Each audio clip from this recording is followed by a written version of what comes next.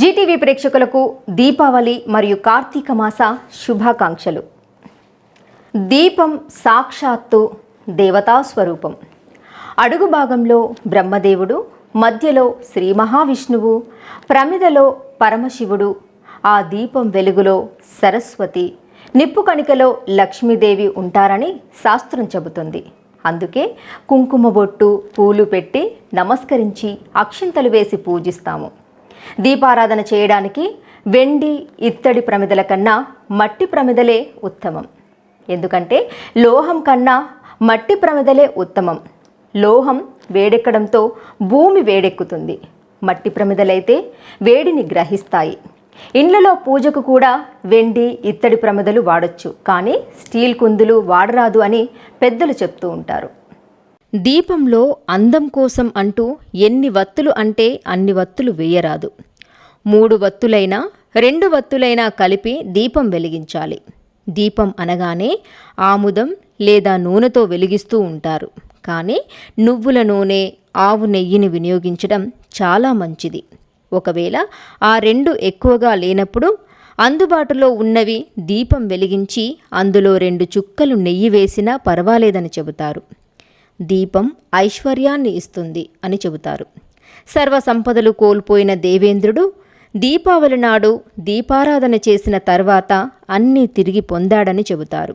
అందుకే దీపావళి రోజు దీపాలు పెట్టిన ఇంట లక్ష్మీదేవి కొలువుదీరుతుంది అంటారు. దీపారాధనకు హిందువులు ఇచ్చే ప్రాముఖ్యతను మాటల్లో చెప్పలేం. శ్రద్ధగా చేసిన పూజ, భక్తి శ్రద్ధలతో సమర్పించిన ఫలం ఎప్పుడూ మంచే చేస్తుందంటారు. అయితే భక్తితో పాటు విధానం కూడా ప్రధానం అంటారు. పెద్దలు దీపం ప్రాణానికి ప్రతీక, జీవాత్మకే కాదు పరమాత్మకు ప్రతిరూపం. అందుకే పూజ చేసే ముందుగా దీపం వెలిగిస్తారు.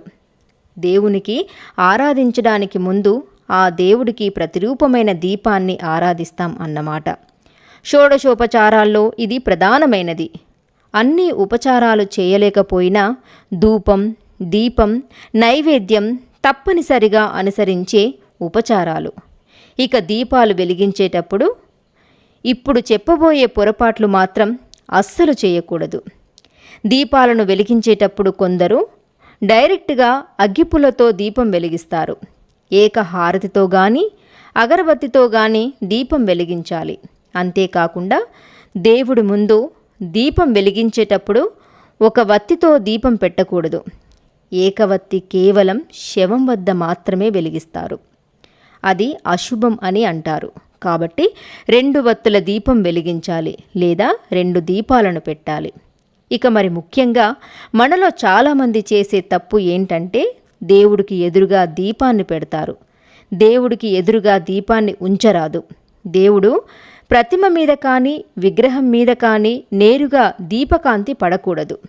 సాక్షాత్తు భగవంతుడే మన కళ్ళ ముందు ఉన్నట్లు మనం భావించి దీపాన్ని వెలిగిస్తూ ఉంటాం. కాబట్టి భగవంతుడు కళ్ళల్లో దీపం పడేటట్లు మనం ఎప్పుడూ వెలిగించకూడదు. ఈ మధ్య శంకుచక్ర దీపాలు బాగా ప్రసిద్ధి చెందాయి. అటువంటి దీపాలను విగ్రహాలకు 2 వైపులా మనం వెలిగించాలి. కుబేర దీపాలు, అఖండ దీపాలు అంటే రకరకాల దీపాలు వస్తున్నాయి.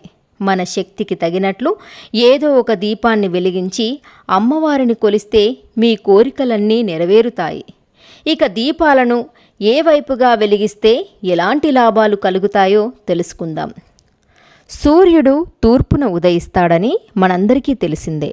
మన ఇళ్లల్లో కూడా తూర్పు గోడకు ఆనించి మన దేవుడి విగ్రహాలను, ఫోటోలు పెట్టుకుంటూ ఉంటాం. తూర్పు ముఖంగా అంటే దీపపు వత్తి తూర్పు వైపు ఉన్నట్లయితే దీపం వెలిగిస్తే గ్రహదోషాలు, కష్టాలు తొలగిపోయి సంతోషంగా ఉంటారు.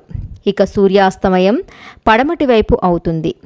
సూర్యాస్తమయంలో కూడా ఎంతో కొంత కాస్మిక్ ఎనర్జీ సూర్యభగవానుడు మిగిల్చి వెళ్తాడు. కాబట్టి పడమటి వైపు దీపం వెలిగిస్తే రుణ బాధలు, శనిగ్రహ దోష నివారణ కలుగుతుంది. అప్పులన్నీ తీరి ఆనందంగా గడపడమే కాకుండా ఏలినాటి శని ప్రభావం కూడా తగ్గుతుందని పెద్దలు చెబుతారు. ఇక ఉత్తరాన్ని కుబేర స్థానంగా చెబుతారు. ఉత్తర దిక్కులో సర్వదేవతలు కొలువుదీరి ఉంటారు. ముఖ్యంగా లక్ష్మీ ఆరాధన మనం ఉత్తరం వైపు లేదా ఈశాన్యం వైపు తిరిగి కూర్చొని చేస్తూ ఉంటాము. ఉత్తరం దిశగా దీపం వెలిగిస్తే సిరి సంపదలు, విద్య, వివాహం సిద్ధిస్తాయి. సకల కోరికలన్నీ నెరవేరుతాయి. సౌభాగ్యం కలుగుతుంది. దక్షిణం పితృదేవతల స్థానం అని మన పెద్దలు, పండితులు చెబుతూ ఉంటారు. యమధర్మరాజు నివాసం కూడా దక్షిణం వైపుగానే ఉంటుంది కాబట్టి ఎట్టి పరిస్థితుల్లో కూడా దక్షిణం వైపు దీపారాధన చెయ్యరాదు. దక్షిణం వైపు దీపం వెలిగిస్తే అపశకునాలు ఎదురవుతాయి. ఇక దీపారాధనకు ఏ నూనె వాడాలి అనేది ఇప్పుడు తెలుసుకుందాం. దీపం వెలిగించడానికి ఏ నూనె వాడాలనే విషయంపై చాలామంది అయోమయానికి గురవుతూ ఉంటారు. ఎట్టి పరిస్థితుల్లోనూ వేరుశనగ నూనెతో దీపారాధన చెయ్యరాదు.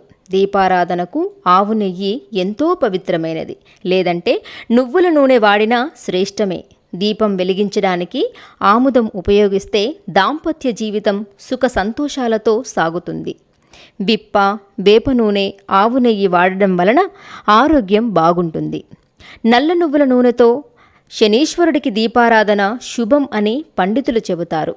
నరదృష్టి దోషం తొలగి విద్య, ఆరోగ్యం, సంపదలు కలగాలంటే ఆవ నూనెతో కూడా దీపాలు వెలిగించాలి. అయితే ఆరుబయట ఒక మట్టి పాత్రలో ఉప్పు వేసి ఆ పాత్రలో ఆవ నూనెతో దీపాన్ని వెలిగించాలి. కాబట్టి దీపాన్ని ఎలా వెలిగించాలో తెలుసుకుందాం. దీపావళి రోజున ఇంకా ఏమేం చేయాలో, ఏ వస్తువులు కొనాలో తర్వాత భాగంలో తెలుసుకుందాం. ఈ వీడియో కనుక మీకు నచ్చినట్లయితే లైక్ చేయండి, షేర్ చేయండి, సబ్స్క్రైబ్ చేయడం మర్చిపోకండి. మరిన్ని విశేషాలతో మరో వీడియోలో మళ్ళీ కలుసుకుందాం. అంతవరకు సెలవు మరి. నమస్తే.